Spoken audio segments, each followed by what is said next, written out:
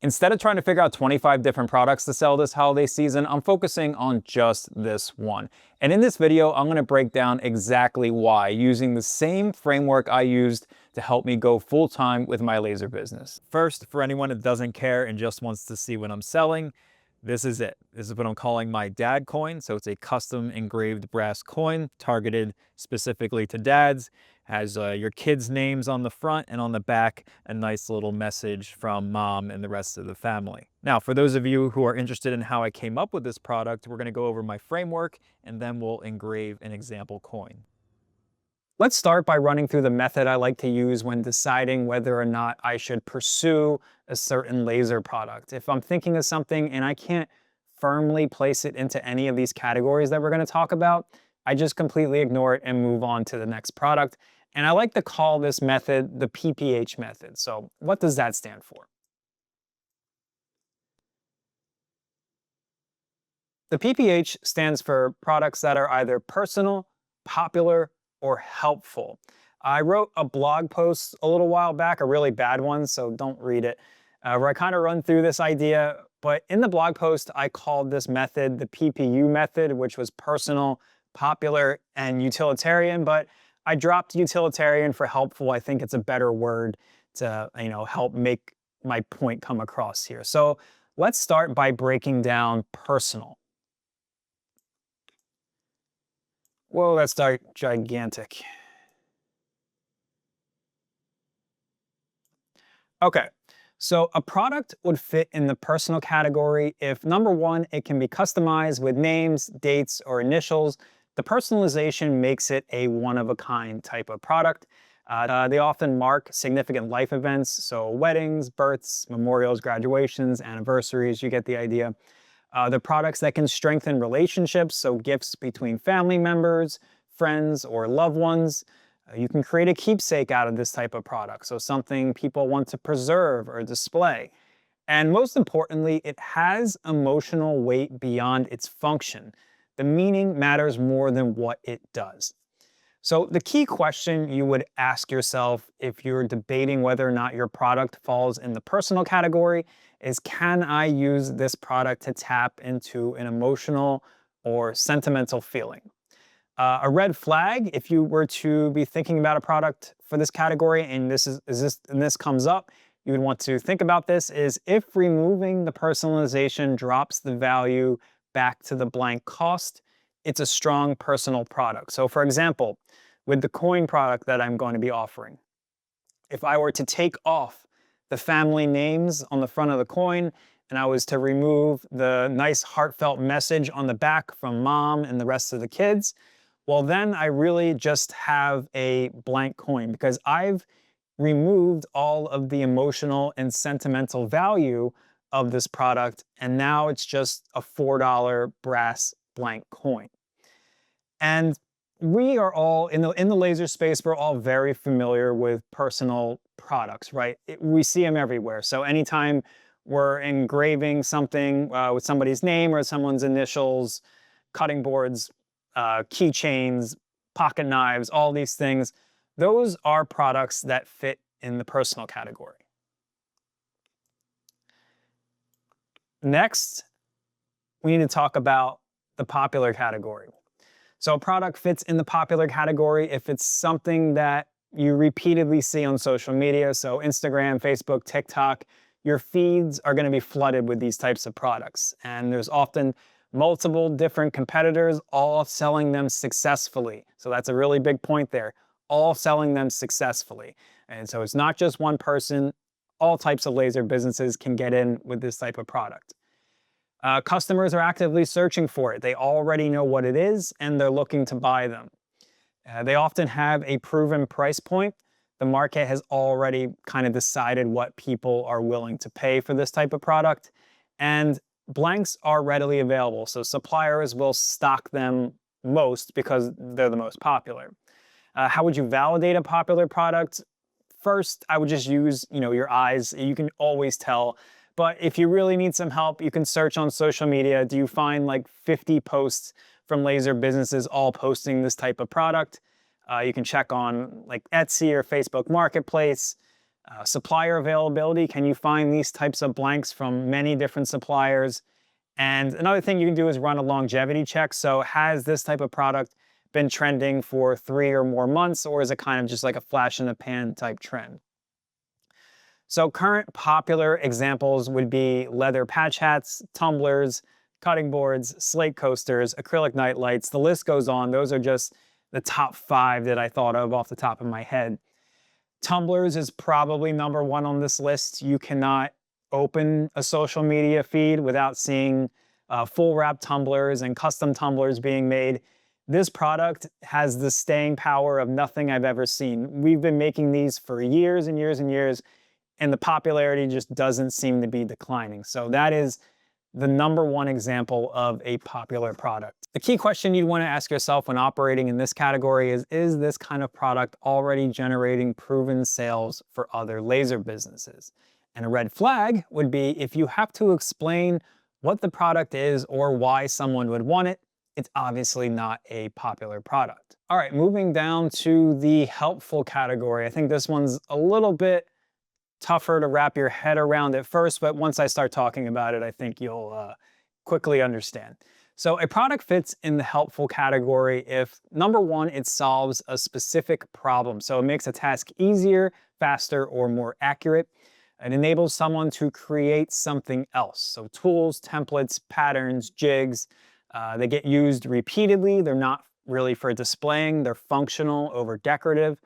They often serve niche or craft community, so targeting makers, hobbyists, or professionals, and has practical value over emotional value. This is the most important point.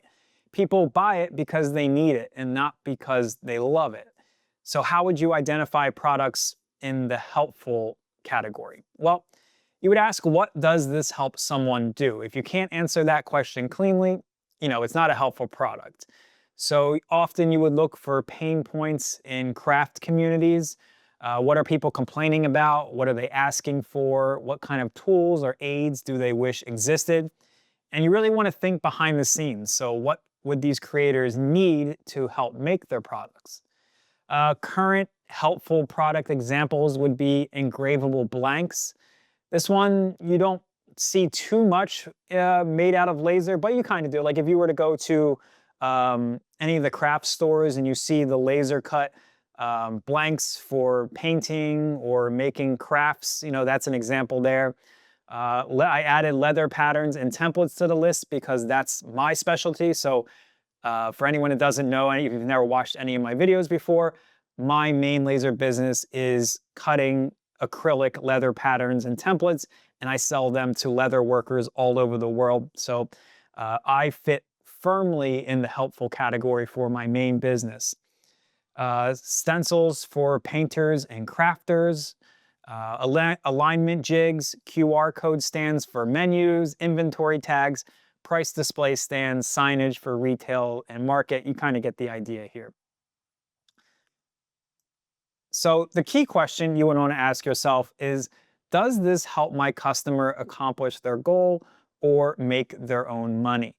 And a red flag would be if the customer would rather display this product than use it to accomplish something. In that case, it's not a helpful product.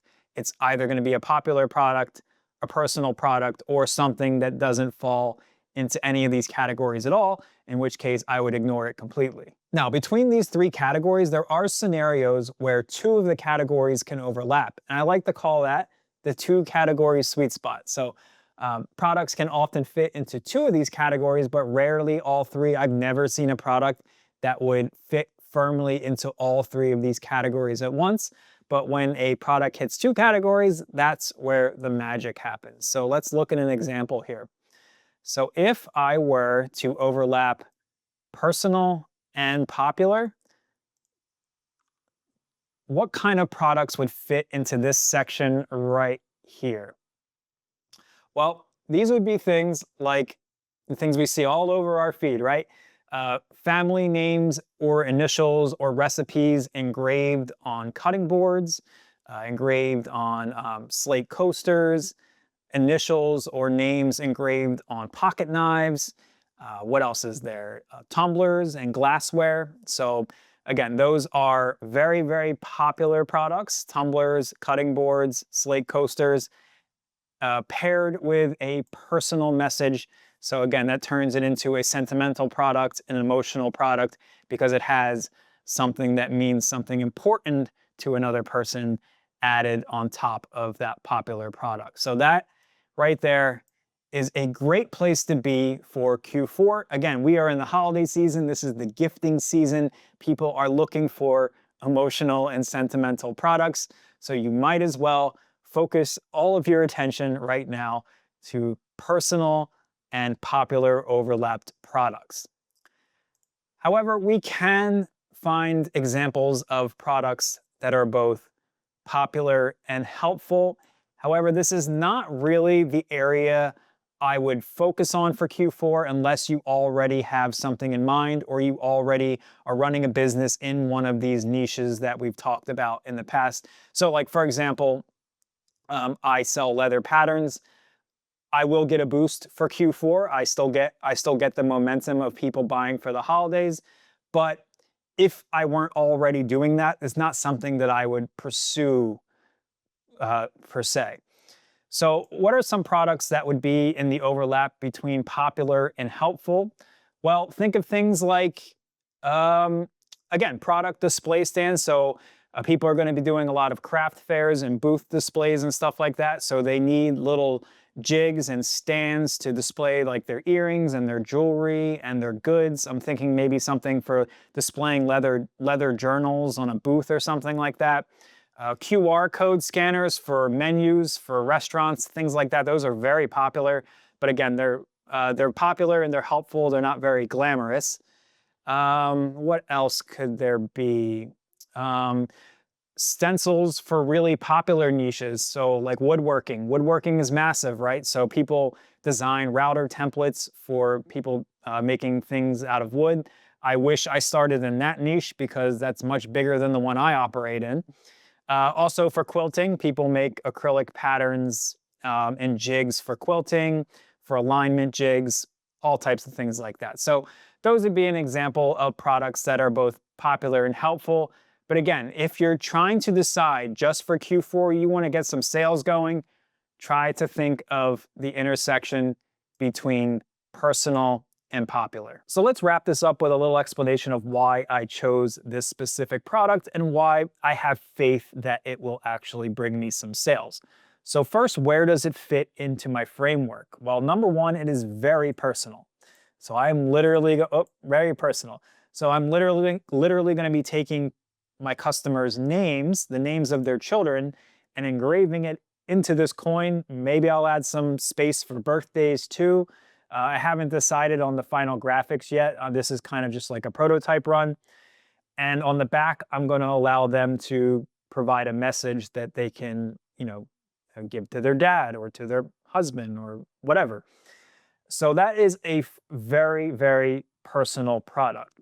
It is also kind of a popular product. So I wouldn't say coins are as popular as tumblers or cutting boards, but they still drive a lot of sales. Outside of my pattern business, engraving brass coins is the second thing I do the most of. I get a lot of email inquiries for engraving brass coins for, fantasy football leagues and just random things all the time. So I'm already engraving brass coins and I'm kind of have the workflow down. So if a tumbler might be this popular and personal, maybe a custom coin would be something like this. It's not as popular, but it's still popular enough. And I chose dad specific because this is kind of a little hack that I do every year. We always hear during the holidays, well, we never know what to get dad. Dads are so hard to shop for. I don't know what to get dad. He says he doesn't want anything. So I always try to think of like little products that someone could get for dad that would be really easy, that he's not going to feel bad if he's not using the product. It's not some piece of junk off of Amazon or something. It's a nice little keepsake.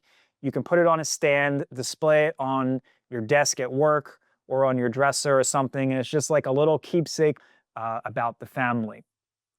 And so I always like to just really, really drill down and do a niche target. But if you were trying to sell something like this, and if you want to take this idea, I really don't care, go for it. Um, you could expand this up another layer and do a family coin where it's the family name and all the family members, or a completely different niche or target altogether. I like to just focus really, really far down onto one specific type of customer. And that way they don't have to think about it. You hear the word dad coin, you know exactly what that is. You see the kid's name on it. It's a no-brainer, and it's something easy that they can pick up for their dad without having to think about it. All right, that was a lot of talking. Let's engrave an example.